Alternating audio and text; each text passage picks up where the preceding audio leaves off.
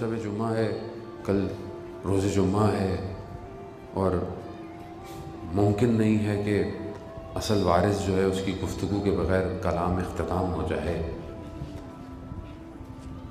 آیت اللہ عظمیٰ بہجت فرماتے ہیں کہ ہمارے استاد آیت اللہ قاضی ہمیں تلقین کرتے تھے کہ تہجد کی نماز جو رات کو تم نجف میں مولا کے حرم میں پڑھتے ہو تو تہجد کے قنوت میں جو ہے وہ دعائے ابو حمزہ عثمالی پڑھو۔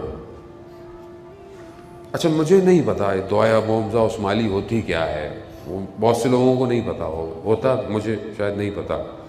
یہ دعا ہے جو رمضان میں پڑھی جاتی ہے اور اس کے علاوہ بھی پڑھ سکتے ہیں۔ ہم پورا مہینہ یہ دعا نہیں پڑھ پاتے، میں اپنی بات کر رہا ہوں۔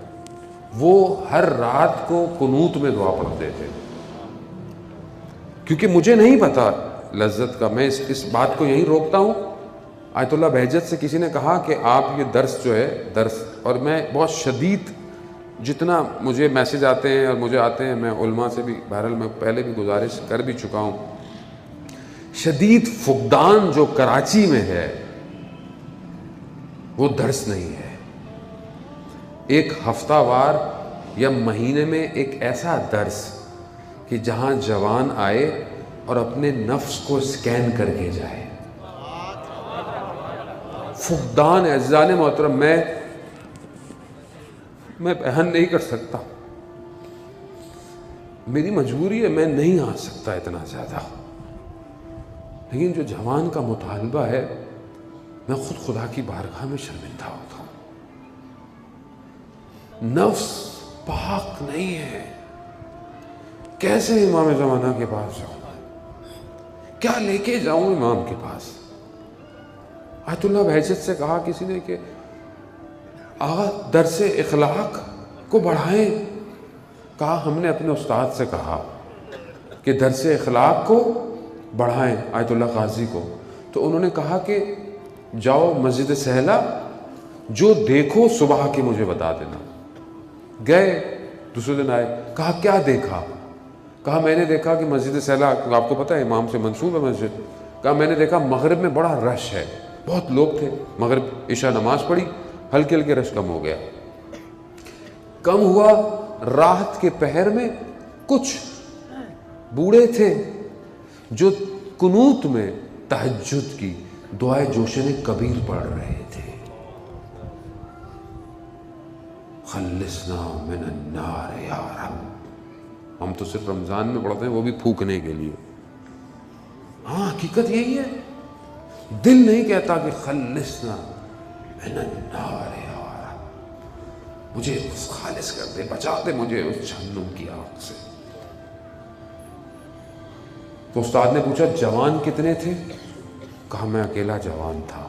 آیت اللہ بہجت نے کہا تم جوانوں کا اضافہ کر دو، میں درس کو بڑھا دوں گا۔ جوان کہاں ہے؟ کہاں مولا کے حرم میں قنوت میں تہجد کی، ہم دعائے ابو حمزہ عثمالی پڑھ رہے تھے، ہم نے دیکھا ایک جوان آیا، اس نے دعائے ابو حمزہ پڑھنا شروع کی اور اتنی رکت تھی کہ میں اس نے پوری دعا کو پڑھا۔ آج ہماری نماز ختم ہوئی، اس شخص کی چلا گیا۔ ہمارے استاد نے کہا کہ جانتے ہو وہ کون تھا؟ ہم نے کہا نہیں۔ کہا وقت کا امام تھا، وقت کا۔ کہا استاد ہم کب وقت کے امام کو درک کر پائیں گے؟ کہا بہت محنت کی ضرورت ہے۔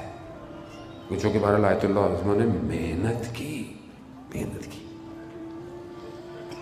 ہمارا دل چاہتا ہے ہم امام کو محسوس کریں، ہمارا دل چاہتا ہے ہم امام کو دیکھیں، ہمارا دل چاہتا ہے ہم امام کی نصرت کریں۔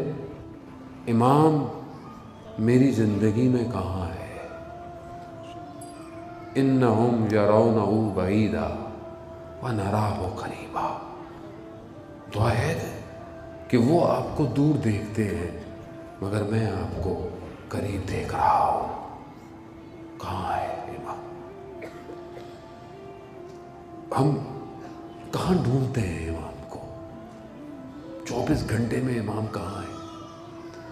ہفتے میں، کل جمعہ ہے، ہفتے میں ایک دن امام کا ہے، امام کہاں ہے؟ کیسے آئے گا امام؟ وارث کربلا ہے، اینہ بدم مقتول کربلا، کہاں ہے جو کربلا کا بدلہ لے گا؟ کہاں ہے؟ عزیزان محترم، اس کو خود محسوس کریں، جب تک میں تڑپوں گا نہیں وہ نہیں آئے گا۔ میں اپنی زندگی میں مصروف ہوں، میں مجلس پڑھ کے اپنے کام میں، آپ اپنے گھر میں چلے جائیں گے، آپ اپنے گھر میں خوش ہیں، میں اپنے گھر میں خوش ہوں، میرے بچے میرے آس پاس ہیں، میرے والدین ہیں، میرے دوست ہیں۔ امام کہاں ہے؟ امام تو تنہا ہے، امام تو کئی 100 سالوں سے انتظار کر رہا ہے۔ امام حسین علیہ السلام کا جو استغاثہ تھا، ہے کوئی ہماری مدد کرنے والا؟ مولا امام جانتے تھے کوئی نہیں ہے، سب چلے گئے۔ امام کا فرزند بھی یہی ہے، کوئی ہماری مدد کرنے والا؟ دنیا آپ کے سامنے ہے، حالات آپ کے سامنے ہیں،